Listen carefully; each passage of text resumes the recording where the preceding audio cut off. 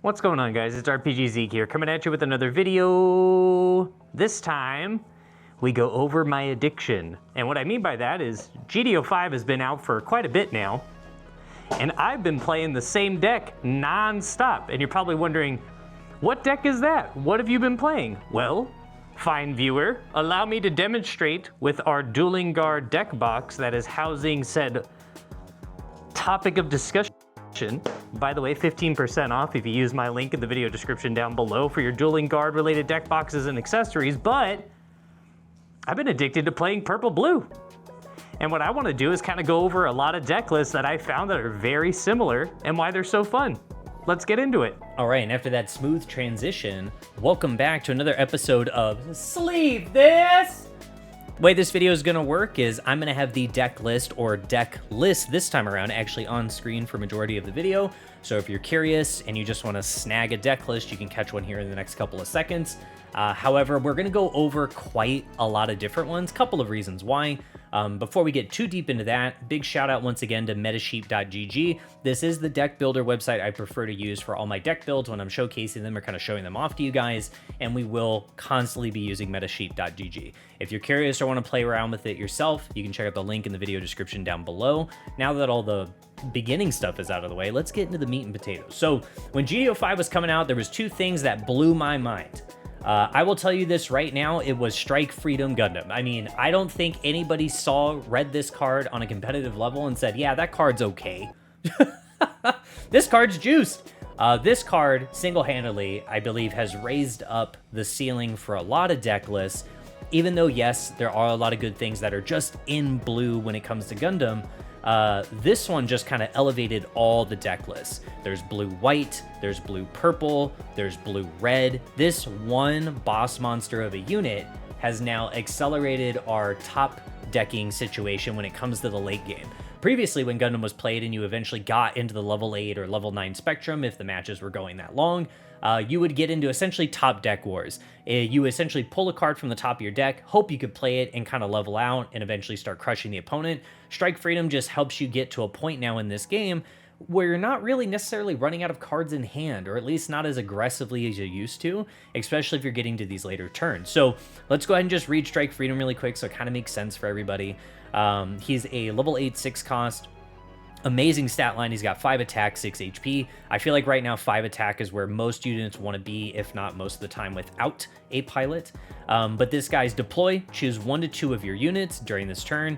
When they destroy an enemy card with battle damage, draw 1. We talked about this effect on blue cards previously when we kind of talked about Hashmal from some of the unboxing videos. Blue's getting this thing where if something is removed on the board, you get X. So Strike Freedom is saying draw a card. So really good. That's already a lot better than what a lot of other boss monsters are capable of, which is just keeping your hands full of cards, which is what you need to play a card game, go figure. During pair attack, you may discard 2. If you do, choose 1 enemy unit with the lowest level, return it to the bottom of its owner's deck. That is also very strong in this game. That is single-handedly the best removal in this game right now. And all it costs you are 2 cards. And if you paid attention to the deploy effect, this card is going to help you keep those 2 in hand. So usually what happens is you have another card next to Strike Freedom, maybe even another one. And when you deploy this card, you're going to pick those other 2. And those 2 are going to go do combat with another unit or potentially punch a shield, and you get to draw a card. You draw those cards, then you swing Strike Freedom if you're able to link it that turn. And now you ditch 2 cards that aren't useful to you, you put them in the trash, and then voila, you're bottom decking the lowest level. Sometimes if the opponent plays just 1 big unit, a lot of times in this top deck war situation where we're getting to these late game turns now, you're bottom decking somebody else's Strike Freedom that they just played after they bottom decked something of yours. So it's really interesting, this back and forth with this card. This card is so good, in fact, that a lot of these late game matches we're getting to are totally won or lost on the shoulders of this card. Based on how many times you saw Strike Freedom, it really feels like that into a lot of these different matchups. But so this is going to be one of the newest tools that you're going to find represented in all of the deck lists we're going to go over, and it's really important to understand this card and what it's doing. And let's look at the new pilot we got. So we got a blue Kira. There's a level 5 1 cost, very similar if you played purple in the last box set. We used Zahart, which was a 2-2 stat line, so 2 attack, 2 HP is exactly the same thing. But this has when linked, if it's an Orb or Triple Ship Alliance unit, you get to draw 1. There are several cards in here, the Strike Freedom, as well as the other card that we got this box set, which is Strike Rouge Otori. Level 4 3 cost, it's just a blocker. Another blocker is not bad to have, especially in the purple deck. It's something you want to have, is that extra layer of interaction with the opponent. But it does link with, you guessed it, an orb trait. So it doesn't even care about Kira, it's just looking for an orb trait, which allows you to net the draw from Kira. Now, this deck list, I don't know if you guys pay attention to dates, I was piloting and driving this stuff well before GDO 5 came off the ground, and that's not me sitting here pointing the finger saying I'm the original, I'm the OG. That's not it. I'm just saying that I was playing with a lot of variations on things I liked and didn't like. So we're not going to spend too much time on the ratios found in this deck, because after I played some games, about 2 to 3 weeks worth, I changed into different ratios that are not what you see on screen. So definitely just keep that in mind. But I started this particular one back on July 14th. All right, so now that we got the new pieces out of the way for purple, I want to talk about 2 in particular that came, or sorry, now that we talked about the pieces for blue, we're now going to talk about the pieces for purple that I really like. So Gundam Florist, it is a shame, a crying shame that we did not get a plus for this card. I really would have liked this in like an alt art, but I digress. Level 5 4 cost Gundam Florist Ryusei Go. Deploy, choose 1 enemy unit that is level 2 or lower and destroy it. It is the same thing for attack. So if you're up against these decks that refuse to have a mid game or late game and they're just small units, Florist will constantly help you get real estate by just destroying the small units, including tokens. Because keep in mind, tokens are level 0, and then there's a lot of current decks that still just run a whole bunch of 2 drops, as many as they can potentially pack in a deck. And Florist is the great equalizer on level 5 that will essentially allow you to just kill something outright, regardless if it's active or sideways, it doesn't care. And it's got an amazing generic trait link, which is Tekkadan, which is our only Tekkadan pilot in this deck, is once again Mikazuki, and we'll go over all that in a minute. We're just talking pieces right now. And then after that, that's pretty much it for the purple stuff. So if you're used to seeing it from the prior box set on units, it's very similar. We just added Florist. And then the other thing on here is going to be Widespread Annihilation. So this is the level 6 6 cost, very strong command for purple. I am so surprised. The first couple weeks happened with GDO 5 being out, and I did not catch every purple player on this card. It is very good. Main, destroy all units that are level 4 or lower. Such a good card. Even if it kills your own units, as we'll talk about in a minute, your units in the trash is not as bad as other units in their trash. A lot of times they need to block. They need to do something with those units that are on the board, especially if they're deciding to hang low and not meet you at the level 5 or higher areas.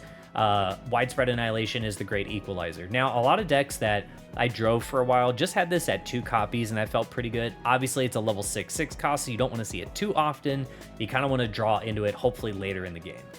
But yeah, so those were the new purple pieces that I was really ecstatic about when everything kind of came out. But let's go ahead and get out of this.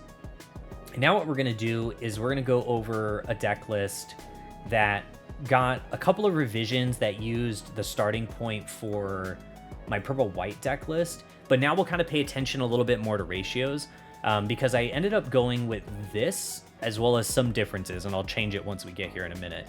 But this is what I started my new type challenge season with. Was something like this. So I did 3 Graze customs. So again, it's just your early unit, level 2 1 cost. It worked in purple white. I saw no reason for it not to work in purple blue. So we just did the 3 copies. Our staple for the Tekkadan family is going to be Gundam Barbatos First Form. As a good buddy of mine says, Tekkadan is my favorite archetype, and the best thing about this archetype is the fact that it is very splashable in different strategies. It's definitely, in my opinion, the best purple package in the low end of the game, because all Tekkadan wants to do is brawl aggressively and take things away from the opponent while opening up other areas for you to potentially punch shields. And I think that's really good. Obviously, cards that give you just a baffling amount of interaction or a very good stat line early is something to be rewarded. And I feel like Tekkadan, the family type in Gundam, definitely rewards that strategic play or that aggressive play style early. So Gundam Barbatos first form is another way in the purple-blue family that we're able to draw. So this, again, to remind everybody what this card does after so much time has passed. Attack, if this unit has 1 damage on it, you draw 1. Any damage on it, essentially, you swing this card and you draw 1. Thankfully, Mikazuki the Pilot is the win paired. Choose one of your units, 1 enemy unit, deal 1 damage to it. So again, Tekken and family constantly going to be pinging the opponent's side of the board as well as yours, so you can enable those additional effects and abilities. For Hyakurin, I went to 3 copies. This will make sense in a minute, I promise. But I went to 3 copies initially because I was like, there's some other stat lines we can kind of now use thanks to GDO5. And that seemed to be working out pretty well. This is just a really good stat stick for the level 3 2 cost area. It's able to punch the EX base and get us moving forward. I was kind of not wanting initially to get off Ryusei Go because I have a lot of the new type challenge, very pretty ones. And I really like this card. Filter in purple is extremely strong. So deploy, choose one of your units, deal 1 damage to it. If you do draw 1, then discard 1. And again, it's got the generic Tekken trait for the link, which is really good for Mikazuki. I cannot tell you how many times I've played this card in the past, filtered 1 card to hand, ditch a card, and I pull a Mikazuki and I link for game on that same turn. It does happen like that sometimes, and it's really hard to get off this card when it enables you to win, potentially just out of nowhere. 4 copies of Gundam Barbatos Adapt. It's a no-brainer. It's a staple for Tekken on the low end. Allows you to fight aggro where they're wanting to hang out, which is just on the low end, level 3s, level 2s, level 1s, whatever. And it just allows you to drop a ping on them, 1 damage. Yes, you do have to ping yourself. Typically, you're pinging another unit that's going to swing into a body anyways, therefore kind of taking the damage with it when it's cleared off the board. But Gundam Barbatos Adapt is just one of those great equalizers that if you see this and Mikazuki and somebody's still playing small units, you can typically kill a unit that's standing and swing into something else, and then this would usually still be alive even with 1 HP. So yeah, Gundam Barbatos Adapt is by far one of the strongest tools we have in the Tekken family. We already talked about Otori. It's a very good blocker. Again, having another blocker besides our big boy here, which is Gundam Gujin Rebake.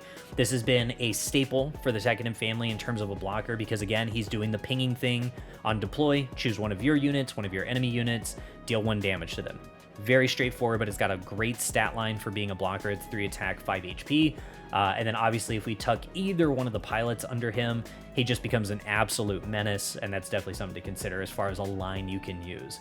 Gundam Barbatos Lupus. Previously, purple-white, we were playing 4 copies. It made sense because we were filtering our units to the trash aggressively to essentially blow out aggro, because that was the thing to fight, was the aggressive decks in GDO4 cycle. GDO5, things are getting a little bit taller, so Lupus is kind of losing value, not as much as you would probably think, but it's definitely noticeable. He's definitely not the best boss monster, and that's why we had to start relying on Strike Freedom.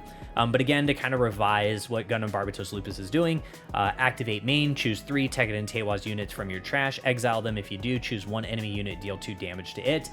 Very good, because again, if you're Gundam Barbatos Adapt, or any of your other pinging abilities, Gujin Rebake or Mikazuki, were able to drop a damage somewhere, usually Lupus, by just exiling the 3, since we're playing typically that family type, which is just Tekken and Teiwaz cards, we're able to get that ping out pretty early when it first comes down. And usually now with purple-blue, I want to say previously when we were playing purple-white, we could get anywhere from like 3 to 4 pings the first time you played Barbatos Lupus, because we were just milling ourselves so aggressively.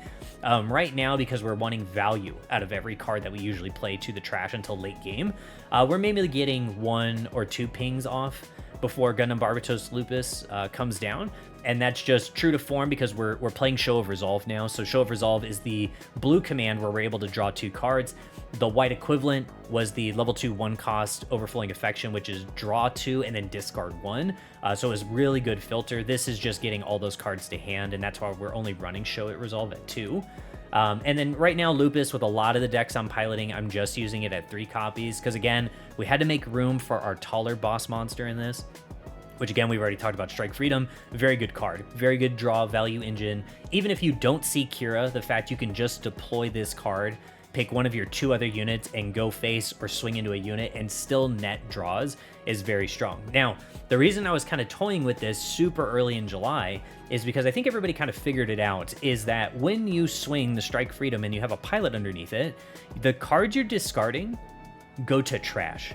So you can probably see it now where we start getting aggressive, where we drop Barbatos Lupus the turn before at level 7, and then we get into Strike Freedom, and then we're rolling these units that essentially are not really getting us what we need anymore into the trash, which fuels the Lupus for the pinging, and Strike Freedom allows us to bottom deck the lowest unit. Now you're probably seeing the pieces kind of plug or essentially kind of make sense now, is you use the Gundam Barbatos Lupus to ping the smallest unit away on the board.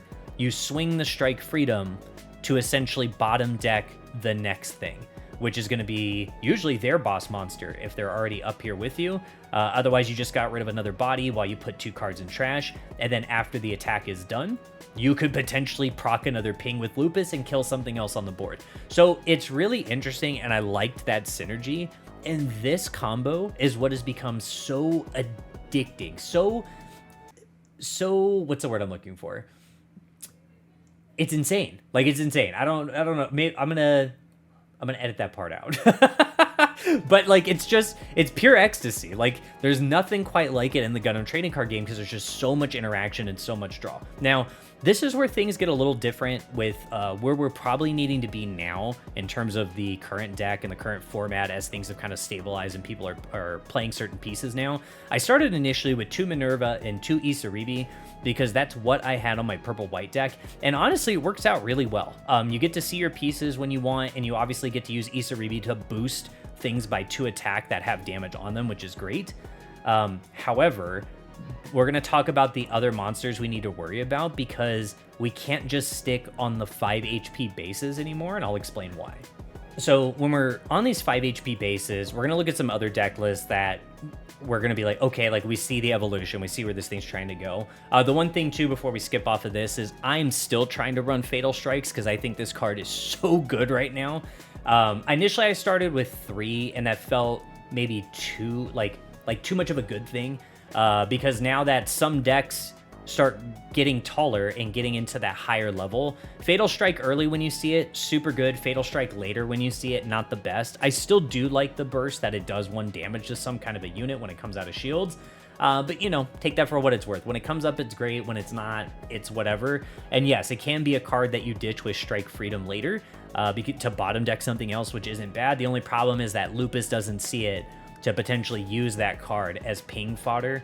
So you just got to keep that in mind and kind of like juggle your ratios here a little bit. So again, if this is something you have access to and you only want to pick up a couple cards, by all means, go ahead and steal the deck list and have fun with it. But let's go to a deck variant that I was trying for a little bit. I only got to change a couple cards here, and we're going to talk about why this one was really interesting. So I know I said before, this is what I started my new type challenge with. This is the one I actually ran at a new type challenge. This exact 50 stack, and the only thing I changed was I added 2 Shiden, and it's a purple blocker with the Tekkanen trait. Now, when I was explaining earlier that I took Hyakurin from 4 copies to 3, it's because of this guy.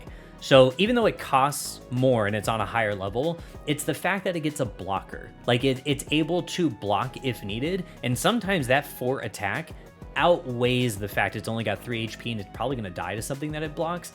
However, if you pair it with Mikazuki, you can potentially do 7 damage to something just on a whim. You're like, cool, ping it. Then once you drop the ping, this thing's sitting at 6 attack, and I can swing 7 damage into something like uncontested, which is really good. I liked this variant. I think the bases are what ended up doing me in and the reason I went 2-2 at a new type challenge. And that's okay. We're going to talk about those matchups too and the things I could have done differently, but I didn't hate this 50 stack. I thought this 50 stack was extremely strong and I really liked it. I had 2 aggro matchups. I won both, I had 2 aggro matchups. I had the blue-white Akatsuki Aibo list that showed up at my new type challenge. I ate that thing alive. And then I had a Xeon deck, like a 1-year war, ate that alive too. The one that I ended up losing that I feel like I was so close was a new Gundam. It was new Gundam aggro. They only hit me twice. I had 4 shields. They had none. and they pulled the new Gundam combo, and they ate 4 shields in a turn, and I didn't have a link to respond, and they were 3 units wide. So GG. like what can you do, right? It's just what that matchup came down to. But I don't feel bad in my performance. It was just something that I had to review and say, okay, if the list evolves, what does it turn into? That same new type challenge that I attended was actually won by a purple blue player that's also purple main player that went to purple blue as well, because we were feeling that purple white just like wasn't doing it, and he took it home and he won, and it was great. He actually started round 1 with a bye, won 4 rounds, or won uncontested after that, and the new type challenge concluded after 4 rounds, because if the bye gets it and the top don't essentially get it into him taking a loss, there's only the 4 rounds instead of the 5. So it was really interesting. And we'll talk about his list as well, because his list does have a slight variation. All right, so that's that list. If you like it, go ahead and snag a picture of it. I don't blame you. I had a bunch of fun piloting this one. Okay, next up, what the deck kind of gets into now. And so this is more to what that player was playing, and that player by name is Ruben, or Phantom R in my local area. And this is also a deck list I've seen very close in some ratios, so let me explain. The exact 50 he played was this here. Yeah.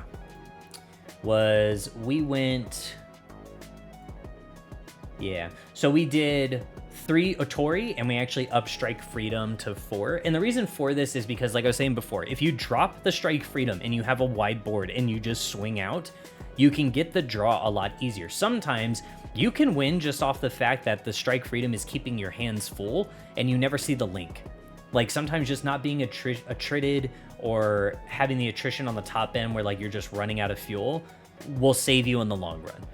And I do think these ratios are very strong. If you notice, there's no Ryusei Go. It's 4 Graze custom. And then we actually add 2 gun tanks, or what you can add because it came out this box set is Ashtray Strike, which does the exact same thing, exact same stat line. But again, purple really likes pinging, so just having 2 more to ping isn't necessarily a bad thing. And you'll notice this list does not have Fatal Strikes. Now, I'm playing with a different list, which I'll share as well, which has a couple of cards difference. And again, this is why this deck, this color combo is so fun, is because you can just change constantly the ratios, start seeing some different flavor of purple or a little bit more of blue, and out of nowhere, it's just acting like a completely different deck with some nuance. And it's so sick. I've had so much fun with skill expression on this color combo alone that like I didn't enjoy it on the previous box sets, GDO4, GDO3, and all that other stuff when Purple Blue first came out, or Blurple, right? Blurple aggro, is because it just felt so samey, right? And the mirror was just complete trash. The mirror doesn't feel as good, obviously, in this, but you do have those pieces that when you see them over the opponent, you feel like, yeah, you're really gaming, or yeah, I'm a really good TCG player person. And that's not always the case, but your deck will make you feel like that, and it feels awesome. So yeah, I'm really enjoying this color combo, and this 50 stack in particular has been a lot of fun. So definitely give it a try if you want. Again, you take Fatal Strikes out, you add gun tanks, you size down the Otori down to 3, and this is your earliest blocker is only 3 Otori. This does not run Shiden like the other deck list I just showed you a second ago, and then it's still on 4 copies of Gujin Rebake. So yeah, but try this one out. I really like it. What we're gonna get to next, and first of all, big shout out to the Gundam TCG Discord. I hang out primarily in the Tekkadan section. There's like a big Tekkadan profile of like where you can go and talk about your Tekkadan deck, whether it's purple red, blue, purple white, purple blue, purple green, right? Just anything you can think of that uses the Tekkadan family for like the low end up to all the way to the top end. You can come hang out in there in the Discord, and I've met such cool people and deck brewing with these guys like all throughout the season. It's been super sick. So we're gonna start name dropping some folks, and I will refer to people by Discord names. So here we go. First one we're gonna look at, this is Juwang. This is Juwang's deck list that he sent me, and you're gonna notice very similar stuff.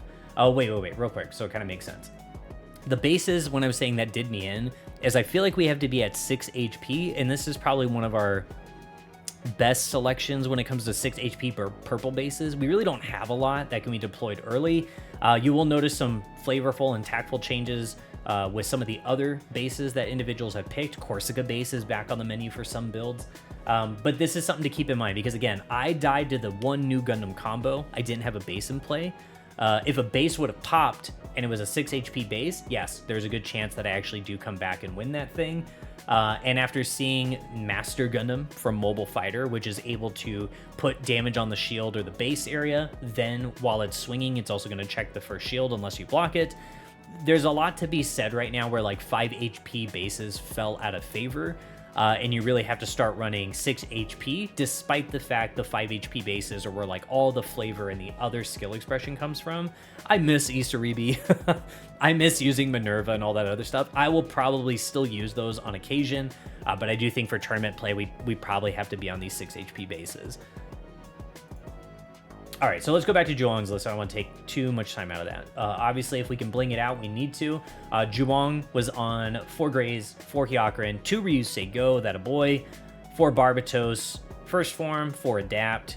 And then again, you're going to notice very similar ratios here, right? We always usually tuck the 2 Florus and the 3 Lupus. And again, it's not because Lupus is that bad. It's because we're just not filtering as aggressively. So we really have to use Lupus maybe the first or second time it comes down. First time just for the stat line, and the second time is when we finally start popping off. But games are kind of won and determined based on how many times we see the strike freedom, or if somebody links strike freedom against us, can we link back and do that and so forth.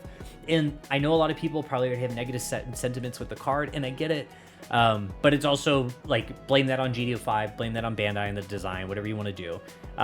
It sucks a lot of air out of the room with that one card in that one color, because honestly the boss monsters that came out for a lot of other families, Tekkadan included, just didn't have that kind of expression, and they were not good.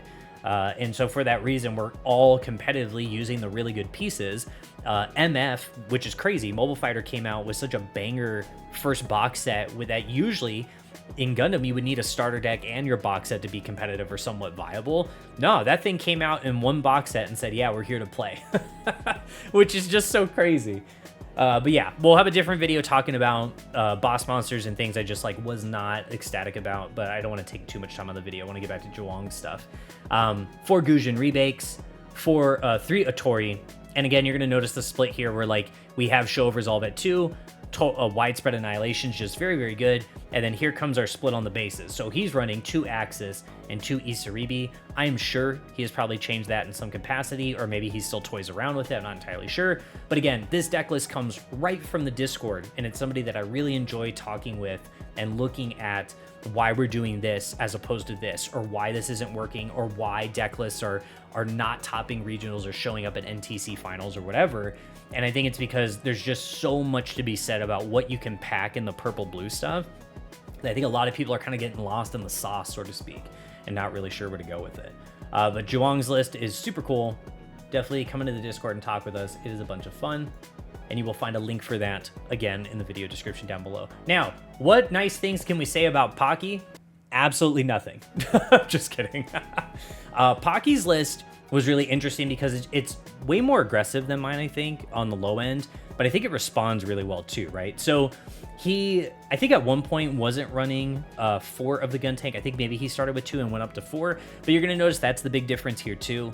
We've got all the weenies, so Graze Custom F4, then we got gun tank at 4, and again on my list currently, and what won my new type with Phantom R's list, is it was only on 2 gun tanks, right? So there's something to be said where like just a little bit more of a good thing when it comes to pinging isn't necessarily bad. And then you're going to notice very similar ratios once again. 4 and 4 pilots, 2 show, 2 widespread. Isaribi, he's running Corsica, but I think he has started stepping in Axis a little bit more. Pocky, you can correct me in the comments, bud, if maybe I'm misspeaking. But and then Florus not being in main, I think, is the other big thing. I am a true believer in Florus in the main deck. Meanwhile, that's going to be the ratio difference here is Florus on the sideboard, and then gun tank at the 4. If you're going to make changes here, I would recommend Florus at the 2, and then still gun tank at 2. Next up, we've got Inferno Pig. Now, this gentleman, lo and behold, was actually captured live on stream. He's actually one of the top 4 placements from the Sydney Regional. But again, you're going to notice these deck lists where we're getting a little aggressive and we're hanging on the low end as opposed to coming up on the top end. So we've got the Strike Ashtray, which again, same thing that Gun Tank's doing. We have it at 2. for Graze Custom, but we're doing this Gundam Exia repair. This is where I will probably differ the most compared to my peers. I don't like this card in purple blue. I don't like this card with Lupus still being in the deck. Now, there's two things here. That card has the ability, has like Death Touch, right? If you smack something that's level 4 or lower that doesn't have a pilot, it will just destroy that unit outright, which is great. Some people are using it as like, oh, I can swing with it, and it's kind of like a Fatal Strike, and maybe I take down a Lifrith, or maybe I take down something else. The whole point is like, why, right? You still have to, when this thing dies, you mill the top 2 of your deck to the trash. And the counter argument I keep hearing is, we played Zahart last box set, which was a pilot. When you pair it, you mill the top 2. It had some additional effects, but rarely did they proc. It was just the milling aspect and the fact we gave our stat line 2-2. 2 attack, 2 HP. Exia is just like an easy body for the ping hit, and then I'm telling you to put 2 things that are valuable to you to the trash. Now, keep in mind, Inferno Pig has a top 4 regional. I do not. So you can only take what I'm saying with a grain of salt when we're looking at comparing track records and things of that nature. And I've seen more decks pack this bad boy in to other aggressive deck lists, because it is still one of the only level 2 1 costs that you can pair with all these other low drop units, including in purple green, because of the ban and restricted changes and the way that affected deck building, right? So yeah, 2 copies of the Gundam Exia Repair. Thank you very much for coming to my TED Talk about why I'm not like huge on that card, and you're not going to find it in any of my deck lists, is I don't believe milling is good when the opponent is telling you to do it. Zahart was always on our footing, and when we decided to do it, Gundam Exia is just whenever the thing dies. I don't get to decide when that happens. That's up to the opponent. So definitely something to keep in mind. Flores, he only had at 1, and then he did a 3-3 split on Lupus and Strike. This is probably one of the biggest ratio things that I'm still not convinced on, is Lupus at 3 definitely feels like the sweet spot, no matter what. I always want to see Lupus late. I never want to see him unprepared, but I don't mind seeing Strike Freedom late, even without pilot. Like, again, it just helps the draw. It allows and it puts threat on the opponent, and they know you're going to be swinging stuff because you're going to try and get that draw the best that you can. I'm still in a place where I think 4 Strike Freedom is the way to go as opposed to 3, but I also liked my 3-3 split. It would just stink when I played 3 and I'm against blue-white, and then they happen to play a 4th one. Like, if the match was going on that long, which it can happen, it felt bad not knowing I didn't have another one in the deck. So that's the only reason I'm like still considering it to be 4 copies instead of 3. But yeah, so this is what he took home his top 4 placement in the Sydney Regional. Once again, good job, Inferno Pig. Now, this one we're going to focus on for just a second. Hopefully there's not like a whole bunch of crazy stuff here on Twitter. But this is coming from a gentleman, Rico, oh, I'm probably going to butcher this. Rico Kurniawan. Sorry, bud, if I got that wrong. I apologize. However, this gentleman got regional final Gundam Indonesia. And so he did it with Strike Lupus. And his deck list, I think, is very close to like what I'm currently driving, excuse me. So this is 4 Graze, 4 Hyakurin, 2 Flores, which is great, 4 Gujin, 4 Strike Freedom, a Tori 3, Gun Tank 2. So, and this is where like you're seeing a lot of these deck lists, besides some of us talking in a Discord, all these other deck lists too, it's not like everybody ruminates on it. When you play at a competitive level, I feel like we kind of all see the same pieces, and it's just like ratio and flavor changes. But this deck list I saw is the reason I was like, okay, I really need to get on Axis, because he's running 4 copies of Axis, and that's kind of what pushed me. I was like, all right, I see this, I see what they're doing. Obviously, that's what Ruben was on Phantom R in my local area, and I was like, okay, I can believe in missing out on Isaribi and Minerva if it just really nets you a better performance. And I do think it does in some capacity, especially against like aggro plays or all the stuff that wants to hang low, and the 5 HP versus the 6 HP is just a night and day difference for some of these decks. But it's just a lot of the same good stuff. Now, the thing you're going to notice is that there's no Show of Resolve in this one. I have been playing this deck list now since I saw it, which was like, I don't know, like a week ago, roughly. When did this come out? The 17th. Okay, so like 3 or 4 days, right? So I've been enjoying it for what it is, and I really like this. 2 copies of Giant Killing, just because blue-white is very dominant, and a lot of times people are playing blockers Fatal Strike can get at those blockers, but they can't get at Ale, and they can't get at Freedom Gundam, the LR from GDO1. Giant Killing can, if they don't tuck a pilot under it right away. And so I like that punishment for that matchup specifically. And then also in other matchups where you're already in control, Giant Killing against aggro, not every unit's going to link and swing right away. Sometimes just clipping the wings off one of those units so they never go to your shields is a really good value play while you potentially are sizing up to use Widespread Annihilation or something else on a later turn. But again, like this one has been a lot of fun to pilot. And again, they're doing the same thing with more ping. The 2 gun tank. Right now I'm tucking the 2 strike. It's the exact same card. It does the same thing. But like I said before, and I keep saying in this video, is that a little bit more of a good thing isn't bad. So once again, this is just me kind of rambling on about why I'm so infatuated with playing purple blue right now. And again, if we go to the deck builder and we saw the thing I was just talking about and we go, oh, I really like that, you can come over to Metasheet, do this, go Giant Killing, 2 copies, boom, save it to your deck list, right? Sleeve it up, have fun with it. If you guys enjoyed this video of my rant about why purple blue has just been the most fun I've had with the Gundam trading card game since, I don't know, man, this box set has been so sick. We are going to talk about other deck lists as well. We're going to go over Mobile Fighter. We're going to go over some other things that have been really fun that I really want to talk about more. But yeah, stay tuned for those videos. Like, comment, subscribe, all that other fun stuff. And I will catch you guys in the next one. Peace.